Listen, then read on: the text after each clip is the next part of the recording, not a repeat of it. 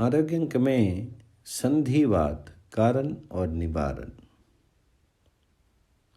यद्यपि संधिवात एक सामान्य व्याधि समझी जाती है, परंतु इस व्याधि से पीड़ित व्यक्ति ही जान सकता है कि यह व्याधि कितनी कष्टदायक है।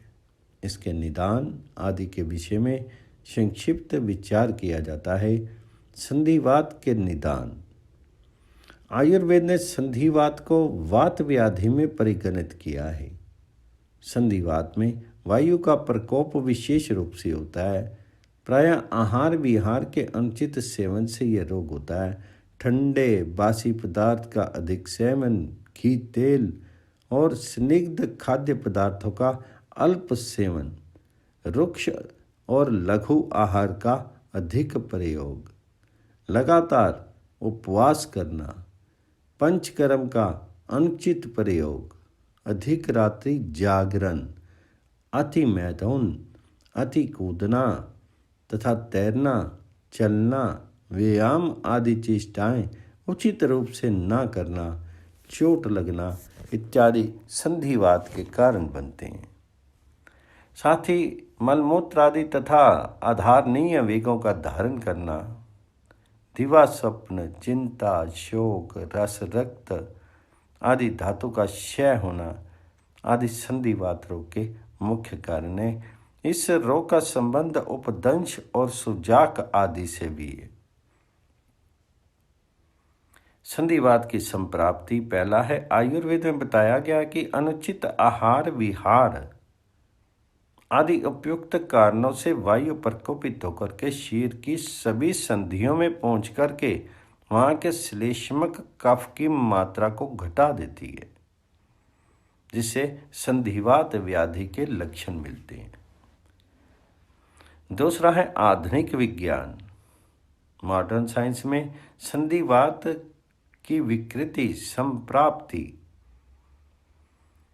इस प्रकार है। संधियों में साइजोवियम नामक स्तर कला होती है, जो एक द्रव का स्त्राव करती है।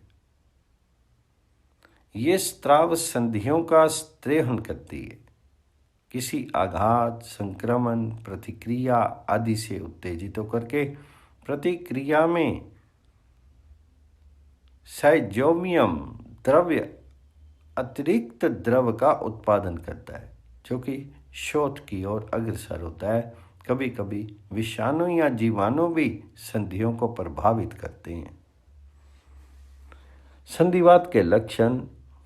संधिवात से पीड़ित आतर व्यक्ति की संधियों को स्पर्श करने से और आकुंचन तथा प्रसारण कराने से वायु की आवाज आती है। इसमें संधि शोथ का लक्षण पाया जाता है। इस संधि शूल में चलने में कठिनाई तथा अल्पकर्मण्यता, अकुंचन तथा प्रसारण कर्म के करने में वेदना और होने से लक्षण मिल सकते हैं। संधिवात के रोगी को सर्वप्रथम जुलाब देकर के उसकी कोष्ठ शुद्धि कर देनी चाहिए। जुलाब के घटक द्रव्य 15 ग्राम सोंठ तथा जौकुटी 12 घंटे मिट्टी के कुंडे में 250 ग्राम पानी में भिगोई हुई बराबर दूध के साथ सम भाग मिला करके उबालें। उसमें गुलाब के फूल 3-4 और सनाई की 5-10 पत्ती उबाल करके शेष दूध मात्र रहने से कपड़े से छान करके रख लें तथा 30 से 40 ग्राम एरंड का तेल और शक्कर मिला करके गुनगुना पिला दें। इस जुलाब से कोष्ठ की शुद्धि और आम की शुद्धि हो जाती है।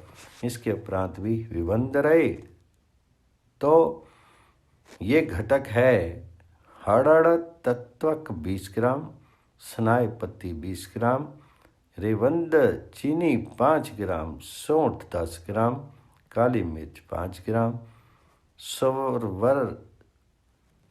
सौरवरचल 5 ग्राम और सेंधा नमक 10 ग्राम। इन सबको कोट पीस करके चूर्ण बना लें रात्रि में सोते समय 3 से 5 ग्राम गर्म पानी से लें। रोगी को कब्ज कतई नहीं रहने दें। उपदंश एवं फिरंग जनित संधिवात के रोगियों के लिए व्याधिहरण 1 रत्ती अश्वगंधा नागौरी आधा ग्राम, चोप चिन्ह आदि चूर्ण 1.5 ग्राम, शुद्ध कुचला आधी रत्ती। ऐसी एकमात्र प्रातः साय 2 मात्राएं शहद के साथ चटाएं एवं ऊपर से 250 ग्राम गर्म दूध में 15 ग्राम ब्राह्मी घृत मिला करके पिलाएं। भोजन करने के बाद दोनों समय महाराष्ट्र आदि काढ़ा 15 मिलीलीटर, दशमूल 15 मिलीलीटर एवं बालरिष्ट 15 मिलीलीटर और कटैली पंचांग अर्क 15 मिलीलीटर 60 मिलीलीटर पानी के साथ और 1 ग्राम त्रियोदशांश गुग्गल मिला करके पिलाएं। संधियों पर सूजन एवं ललाई अधिक रहने पर निम्न लेप करें। शतपुष्प आदि लेप, सुवादाना, देवदारू, अर्कदुग्ध, कूट, हींग और सेंधा नामक सम भाग लेकर के चूर्ण बना करके जल में घोल करके लेप करने से संधिवात जन्य शौथ 3 दिन में घट करके लाभ मिलने लगता है। अथवा काली मिट्टी, कुम्हार के घड़ा बनाने की चिकनी मिट्टी 200 ग्राम, पुराना गुड़ 50 ग्राम, मेथी दाना 50 ग्राम, अम्बा हल्दी 50 ग्राम अच्छी तरह से भिगो करके पीस करके मसल करके हल्के हाथ धीरे धीरे लेप करें। थोड़ा लेप सूखने पर गर्म और ठंडी पट्टी का सेक करें। बृहत सैंधव आदि तेल की मालिश करें। द्वितीय योग है, पहला है शुद्ध कुचला 2 तोला 20 ग्राम, दूसरा है जायफल 3 तोला 30 ग्राम, तीसरा है काली मिर्च 3 तोला 30 ग्राम, आंवला 1 तोला, हरड़ 1 तोला, बेड़ा 1 तोला। इन सब को अच्छी तरह से बारीक कूट पीस करके घृत कुमारी के रस में 3 दिन तक करके घोट करके 1-1 रत्ती की गोली बना लें। सुबह शाम 1 से 3 गोली तक शीत गर्म जल से दें। चोप चीनी पाक 1-2 तोला प्रातः साय दूध के साथ सेवन करना चाहिए। भोजन करने के बाद महाराष्ट्रादि 10 ग्राम, बालरिष्ट 10, दशमूल काढ़ा 10 ग्राम, तीनों 30 ग्राम और 30 ग्राम उष्ण गर्म जल मिला करके कटैली अर्क पंजांग 20 ग्राम मिला करके 1-1 ग्राम त्रियोदशा प्रयोग के साथ दें। शतपुष्प आदि लेप, सुवादाना, देवदारू, अर्कदुग्ध, कूट, हींग और सेंधा नामक सम भाग लेकर के चूर्ण बना करके जल में घोट करके लेप करने से संधिवात जन्य शौथ 3 दिन में घट करके लाभ मिलने लगता है। और साथ में बृहत सैंधव आदि तेल की अच्छी तरह से मालिश करें। ये प्रयोग अति सरल एवं सुलभ है। संधि वात त्रिगुटिका, हीराबोल, शुद्ध हिंगुल और शुद्ध गुग्गल, इनमें अश्वगंध, सत्व और महाराष्ट्र आदि 7 सम भाग लेकर के दूध में घोट करके 50 मिलीग्राम की गोली बना करके 2-2 गोली दिन में 3 बार गरम जल के साथ सेवन करने से संधिवात में लाभ होता है। आरोग्य अंक में उक्त रक्तचाप, हाई ब्लड प्रेशर का आयुर्वेदिक उपचार। आयुर्वेद चिकित्सा प्रणाली में उक्त रक्तचाप नाम का कोई रोग नहीं है। यह मानना सर्था भूल है। इसका वर्णन आयुर्वेद शास्त्रों में वात रोगों के अंतर्गत आता है। इसका आयुर्वेदिक नाम शिरागतवात है। रक्त वाहिनियों तथा धमनियों पर रक्त का अधिक दबाव पड़ना और उसका कठोर हो जाना ही शिरगतवात है। शिरा और कोशिकाओं की दीवारों पर भी रक्त के अधिक दबाव के कारण उक्त रक्तचाप होता है। ये दो प्रकार का होता है, उक्त रक्तचाप या शिरागतवात। दूसरा है न्यून रक्तचाप, लो ब्लड प्रेशर। यहाँ पर केवल उक्त रक्तचाप पर ही विचार किया जा रहा है। संप्राप्ति मनुष्य का हृदय लगभग 7 तोला रक्त एक बार के संकोचन के समय धमनी में फेंकता है। इससे पहले भी धमनी में रक्त पूर्ण रूप से भरा रहता है। धमनी में अतिरिक्त रक्त के फेंके जाने से धमनियों में दबाव पड़ता है और उनकी दीवारें फैल जाती हैं। ये धमनियों की संकुचनशीलता के कारण संभव हो सकता है।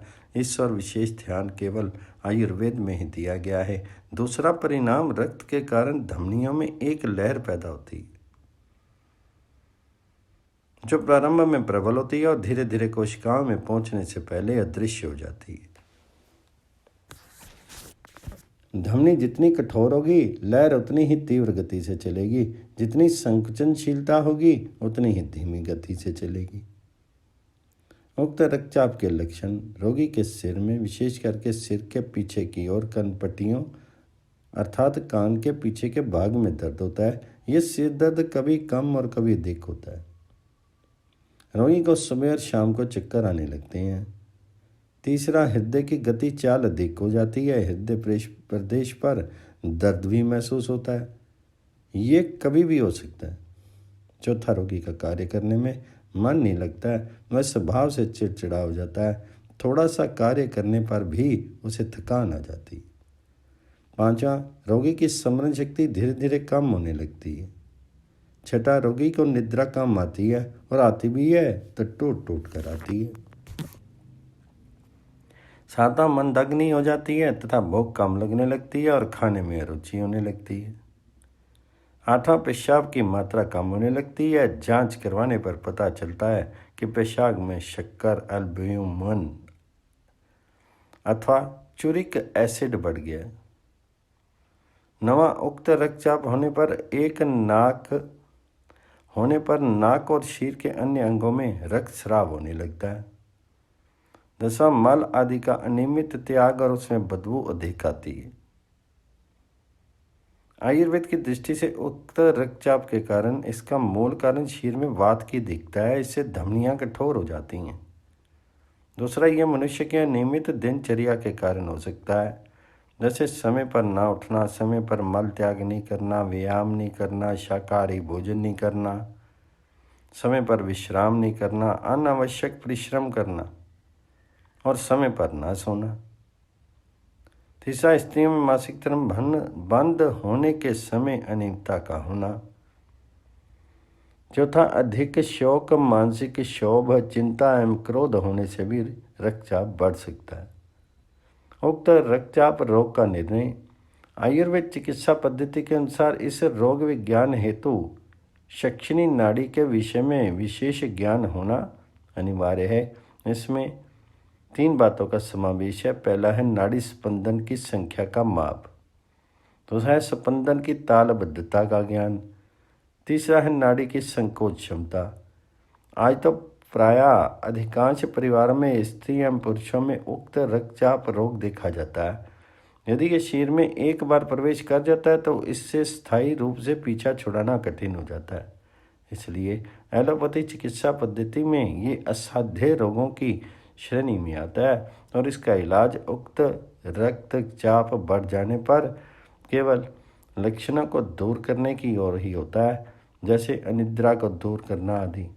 इसके मूल कारण, पहला है धमनियों की कठोरता को दूर करना और उसमें पुनः संकुचनशीलता लाना।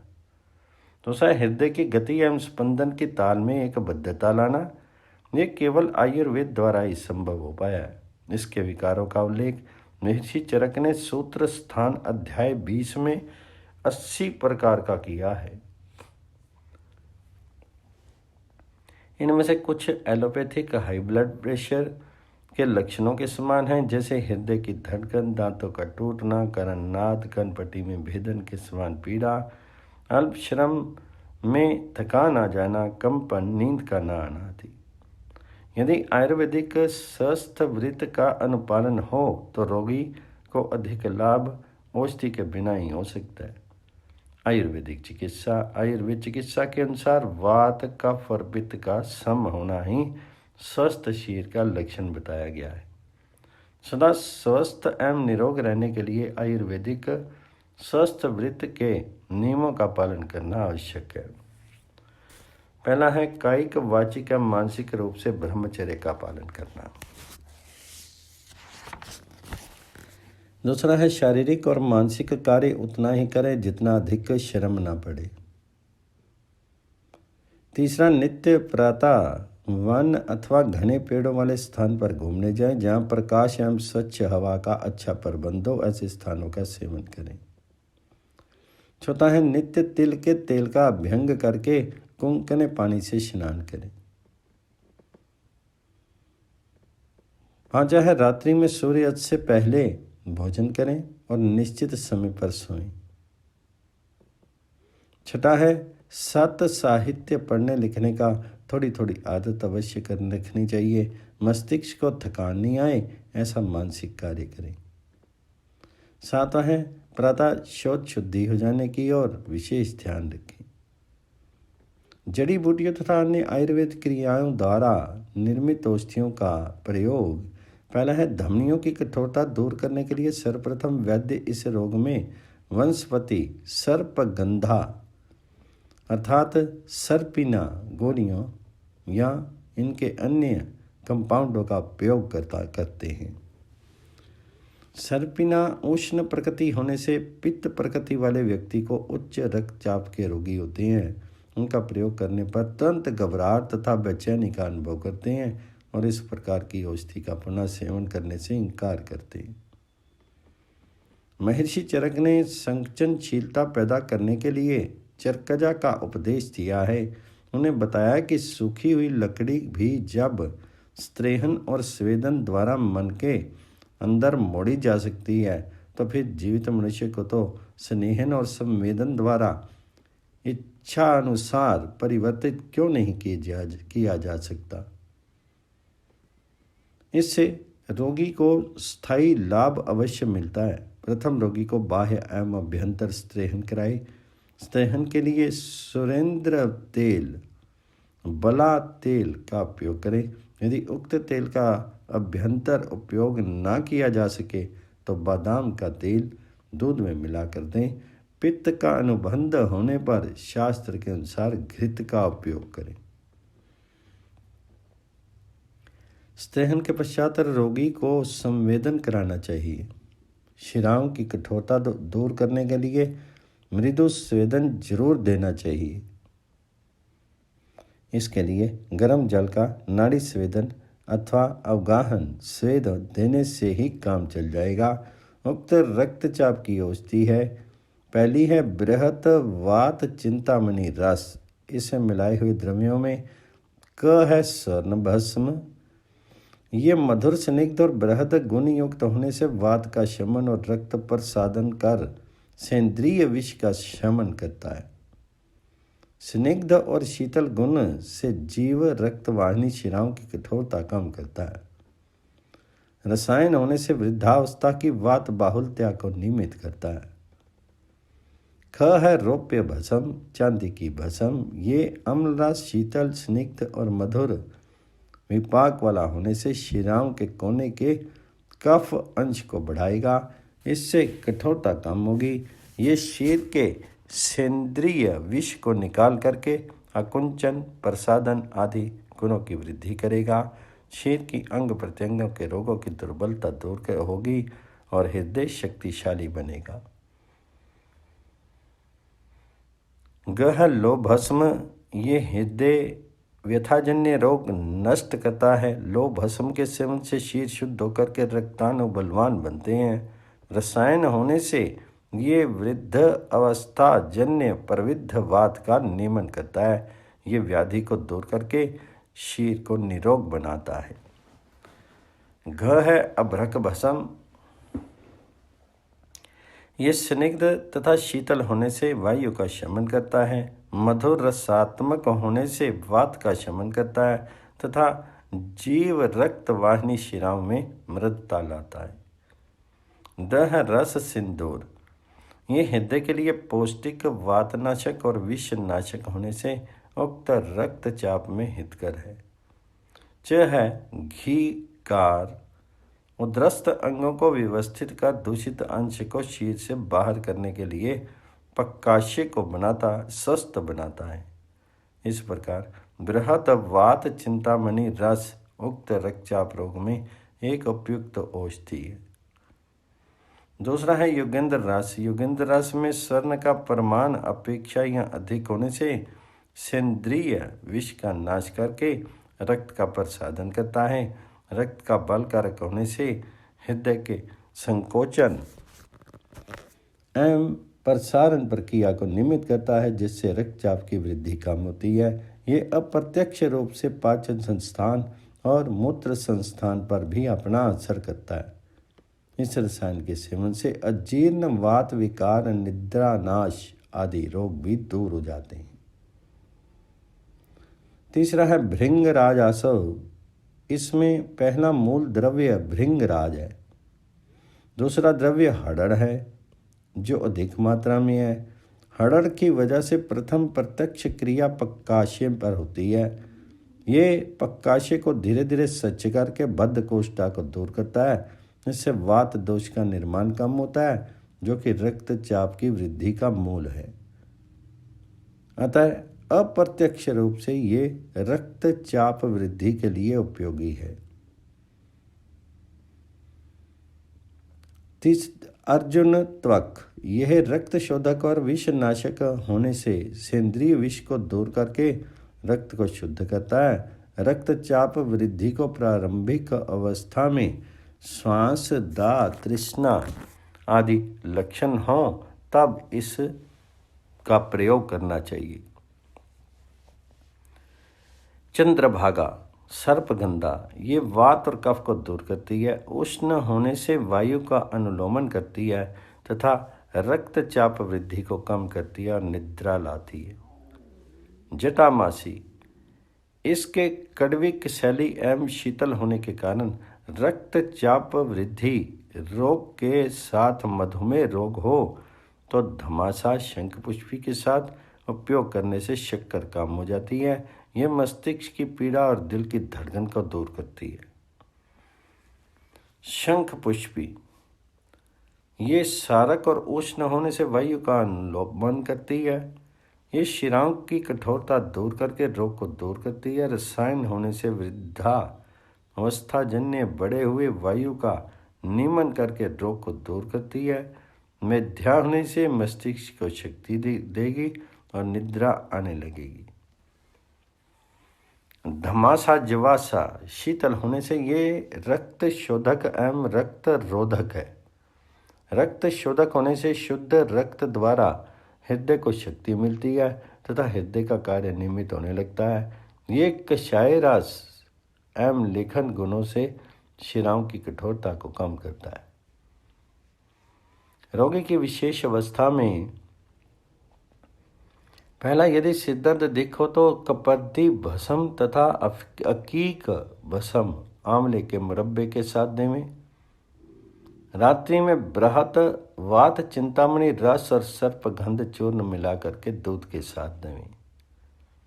दूसरा है, निद्रा हो तो सुबह शाम सर्पगंधा चूर्ण और बृहत वात चिंतामणि रस मिला करके दूध के साथ दें। रक्त दबाव कम करने के लिए सर्पगंधा एलोपैथिक चिकित्सक भी प्रचुर मात्रा में उपयोग में लाते हैं। सर्पगंधा स्वयं उष्ण वीर्य है, अतः पित्त प्रकृति वाले को प्रवाल, पिष्टि या सीता मिलाकर देने से अच्छा लाभ होता है। नारायण तेल की अथवा कद्दू के तेल की सिर पर मालिश करने से भी लाभ होता है। रक्तचाप की अत्यंत बढ़ी हुई अवस्था में पक्षाघात रोग होने की संभावना रहती है, इसलिए उक्त रक्तचाप वृद्धि को पक्षाघात का सचेतक मान लेना चाहिए। पक्षाघात होने से पूर्व उच्च रक्तचाप वृद्धि में शिराओं का कठोर होना आवश्यक है। रक्तचाप वृद्धि के और शिरावगत वात रोग के लक्षण में कोई अंतर नहीं है। अनुभवी वैद्यों से परामर्श करके रोगी को लाभ लेना चाहिए। कोई भी औषधि कम मात्रा में लेना रोगी के लिए कोई भी लाभ नहीं देगी। इससे उन औषधियों की उपयोगिता नहीं है, यह मान लेना एक भ्रम है। औषधियों का प्रभाव शीघ्र हो, इसके लिए मात्रा से अधिक औषधि नहीं लेनी चाहिए। अधिक लेने से हानि हो सकती है, इसलिए प्रत्येक आयुर्वेदिक औषधि को अनुभवी शिक्षित वैद्य के मार्गदर्शन में ही लेना चाहिए। धर्म, अर्थ तथा विविध सुखों का साधन भूत धीर जीवन चाहने वाले को आरोग्य शास्त्र के आहार, विहार एवं आचार विचार संबंधी उपदेशों का विशेष आदर तद अनुरूप आचरण करना चाहिए।